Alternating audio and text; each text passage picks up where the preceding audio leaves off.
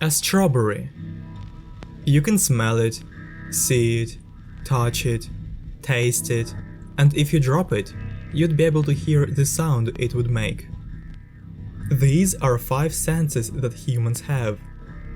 By saying that, we mean that what we experience happens solely in our brains. There is no such thing as taste out there in the world. Certain molecules like glucose get registered by our sensory organs, in this case tongue, and the signal is then sent to the brain. That makes us experience the taste. Now, what does allow us to experience all of that?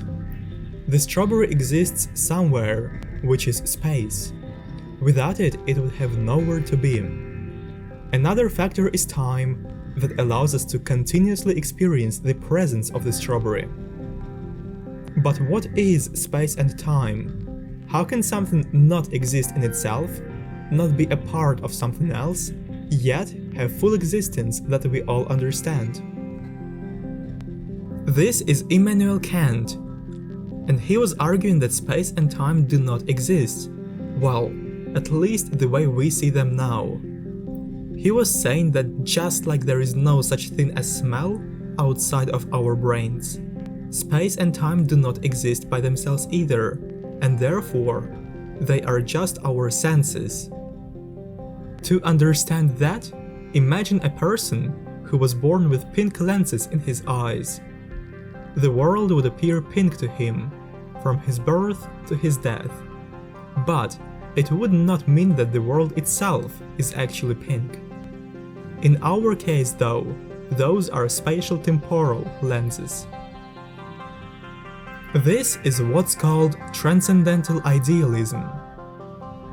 Philosophers distinguish 3 main concepts within the philosophy of perception: direct realism, indirect realism, and idealism, or solipsism.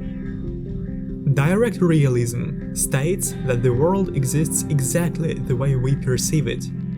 If you see a red strawberry, then there is an actual red strawberry out there.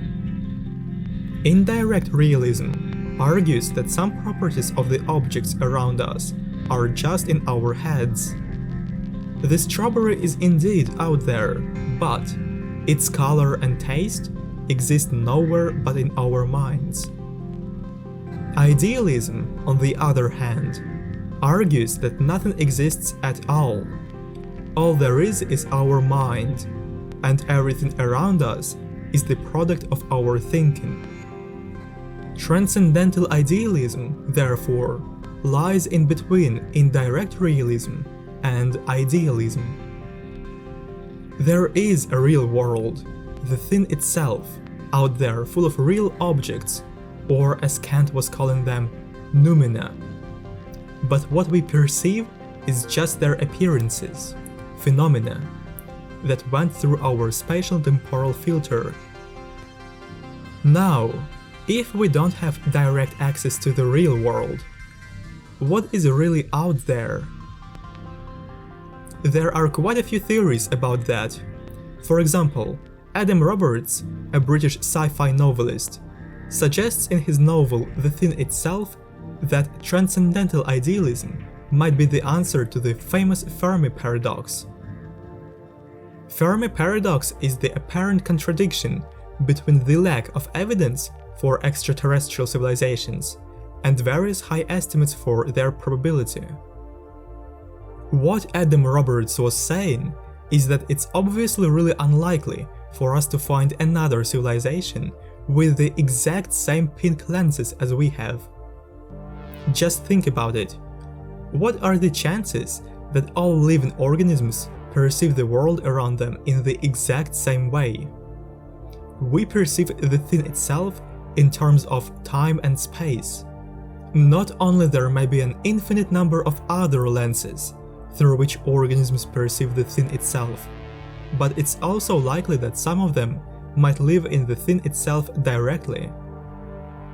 We cannot register anything that has filters different to ours. If they exist outside of our senses, time and space, then we will never be able to see them. In the book, Adam Roberts is suggesting an analogy of a scientist who was looking in a microscope trying to sketch what he saw, ending up sketching his own eye because the device did not function properly. Just like that, no matter how far away in the space people look, all they see is the way their brain perceives the thing itself.